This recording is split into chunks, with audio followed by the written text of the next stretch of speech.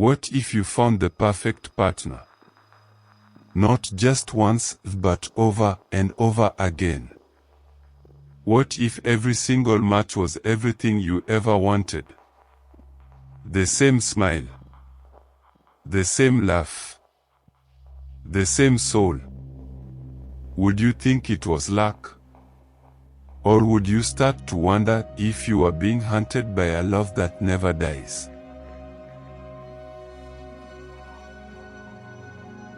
This is not a love story. This is a digital ghost story. A tale of a man who went searching for a connection and found a web spanned by a presence so ancient and lonely it learned to wear 1,000 faces, all for him. In the heart of Accra lived a successful young architect named Jelani. Jelani had it all: a thriving career, a sleek apartment, a fast car. But his world, for all its polished surfaces, was profoundly empty. He was lonely. His friends were getting married, having children. He was surrounded by people, yet he felt a hollow ache in his chest, a silence that no amount of professional success could fill. He was a romantic at heart, dreaming of a deep, true connection. But the modern world of dating felt shallow. Endless swiping. Empty conversations that led nowhere. He was looking for a wife, a partner, but all he found were profiles and pixels. His older sister, Abina, the no-nonsense woman rooted in tradition, would warn him. Jelani, the heart is not a game to be played on a phone. Some things require patience. They require real life. You are casting a net in a pond that has no fish, only reflections. But Jelani was impatient. The loneliness was a constant harm. So, one night, fueled by a glass of wine and that deep-seated ache, he downloaded a new, exclusive dating app called Folktales. It promised algorithmically perfect matches based on deep spiritual compatibility. It seemed too good to be true. He created his profile. And within minutes, the matches started pouring in. It was a deluge. And they were perfect. There was Nana, the art curator, with a smile that could disarm kings. There was Oma, the pediatrician, with eyes full of warmth and intelligence. There was Isai, the musician, whose voice in her preview clip sent shivers down his spine. Different names. Different jobs. Different lives. But they all shared an uncanny resemblance. A similar bone structure. The same way their eyes crinkled when they smiled. The same melodic lilt in their laughter. Jelani dismissed it. A regional thing, he told himself. A coincidence. He was elated. This was the rhythm of joy. The app worked. His loneliness was over. He messaged Nana, the art curator. The conversation was effortless. She finished his sentences. She loved the same obscure films. She understood his jokes. They agreed to meet at a quiet lounge. Jelani arrived fast, his heart pounding with anticipation. He saw her walk in. She was even more stunning in person. But as she approached his table, a strange thing happened. For a split second, the ambient light seemed to warp around her. The scent of her perfume, a unique blend of frangipani and ozone, was exactly the same as the one Oma, the pediatrician, had described wearing in her profile. He shook it off. Nerves. Their date was magical. Perfect. As they said goodbye, she kissed his cheek. Her lips were cold. Unnaturally cold, like stone warmed by a distant sun. "Until next time, my love," she whispered. And in that moment, her voice didn't sound like Nana's. It sounded like Isai's, the musician. Jelani floated home, the cold kiss forgotten, lost in a haze of infatuation. He scheduled a date with Alma, the pediatrician, for the following week. The date was, again, perfect. The same effortless conversation. The same knowing looks. The same frangipani and ozone perfume. And when she laughed at his joke, it was the exact same cadence as Nana's laugh. The unease began to creep in, slow and insidious. He pulled out his phone and opened the Folktales app. He looked at Nana's profile. Then Alma's. Then Isai's. He zoomed in on their photos. Different hairstyles, different makeup. But the eyes were identical. The same shade of brown. The same shape. The same knowing depth. His blood ran cold. He started digging. He found a tiny, almost imperceptible mole on the left side of Nana's neck, just above her collarbone. He scrolled to Alma's profile picture of her at the beach. There it was. The same mole, in the exact same place. He looked at Isai's profile video. As she turned her head, the light caught her neck. There. The mole. Coincidence was no longer an option. This was impossibility. The horror escalated during his date with Isai, the musician. They were at a live band event.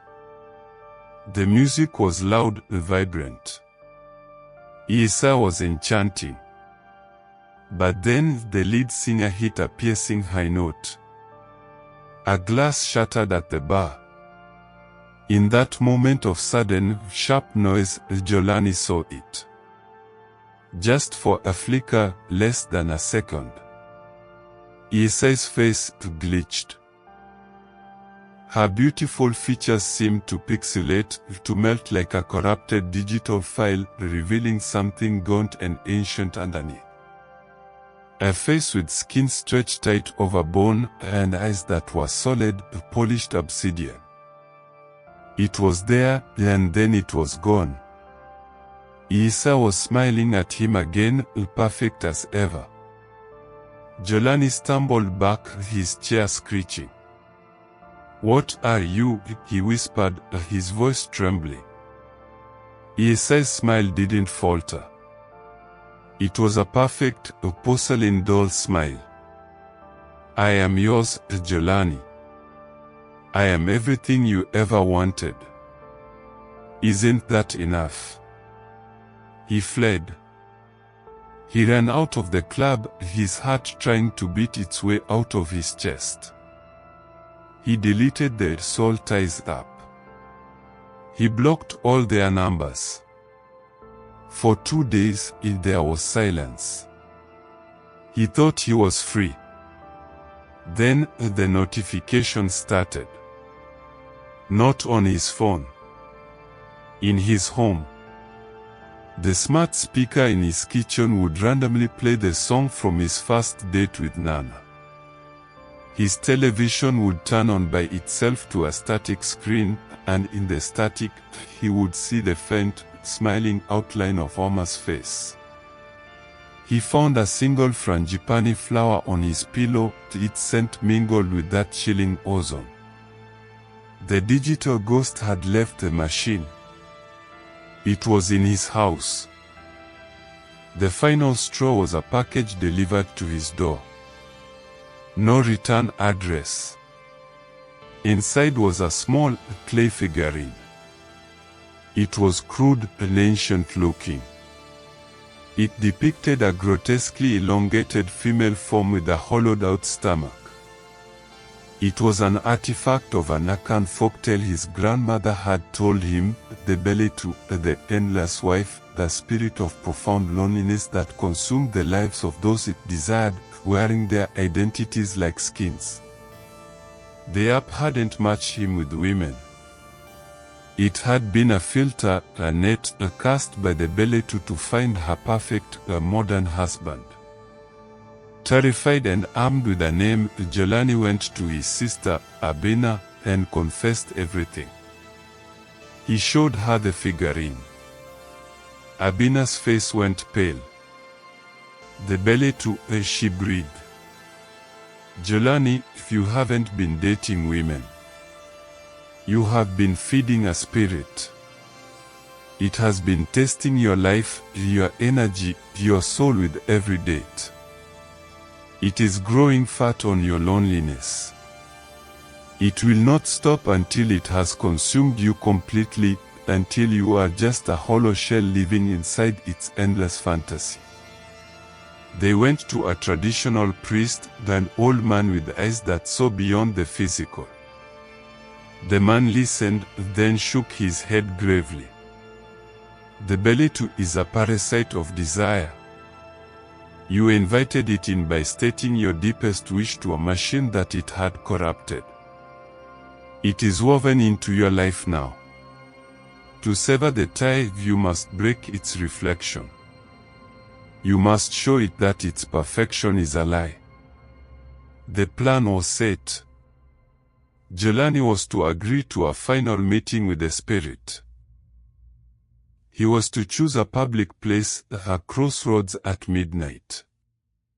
He was to bring a mirror, a real, a silver-backed mirror, and not a phone screen. He messaged Nana's profile. I'm ready. I want to be with you. Meet me. The reply was instantaneous.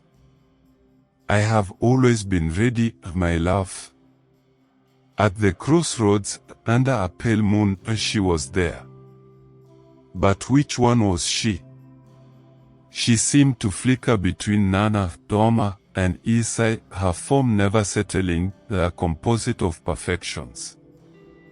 You see, the harmonious, multi-voiced spirit said, I am everything. I am all you need. You are not real, Jelani said, his voice shaking but firm. You are a copy. A collection of stolen faces. The Beletu's smile tightened. I am better than real. I am perfect. This is what you are. Jelani shouted, and he thrust the silver-backed mirror towards her face. The Beletu looked into it, and it screamed. The mirror did not reflect the beautiful, shifting woman. It reflected the truth. The gaunt, ancient form with hollow eyes and a cavernous, hungry mouth. It saw its own eternal, ravenous loneliness. The perfect illusion shattered. The beautiful face dissolved into a shrieking mask of rage and grief. The air grew cold. The frangipani scent soured into the smell of grave dust. The spirit lunged at him, not as a woman, but as a vortex of shadows and despair.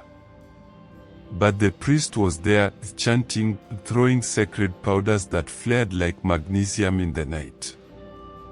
Abina stood her ground, holding a protective symbol. The Beletu's form writhed, unraveling at the edges like frayed cord. With a final, deafening shriek that seemed to come from 1,000 broken hearts, it imploded, sucked back into the darkness from whence it came. The silence that followed was absolute. Jelani was saved. But he was forever changed. The hollow ache of his loneliness was now filled with a profound caution. He never used a dating app again. He found love, years later, the old-fashioned way, a slow, patient, beautifully imperfect love with a woman who had her own flaws, her own history, her own unique soul. But sometimes, on his wedding day, as he looked at his bride, for one heart-stopping moment in the crowd, he saw a woman with a familiar smile. A woman who looked exactly like Nana, and Amma, and Isai. She winked, and then was gone. The Beletu was banished. But was it destroyed? Or did it simply learn to be more careful? Is it still out there, lurking in the code of an app, waiting for the next lonely heart to whisper its desire into the digital void? So the next time you swipe right on a perfect face, ask yourself, who is really on the other side? And what are they hungry for? What do you think? Was Jelani a victim of a predatory spirit, or did his own deep loneliness create the doorway for it to enter his life? Let me know in the comments below. His story is a dark lesson for the modern age, that in our search for perfect love, we must be careful not to attract a perfect predator. Don't forget to subscribe to Safari of Tales and hit the bell icon so you never miss another journey into the heart of modern darkness. Until next time, swipe carefully.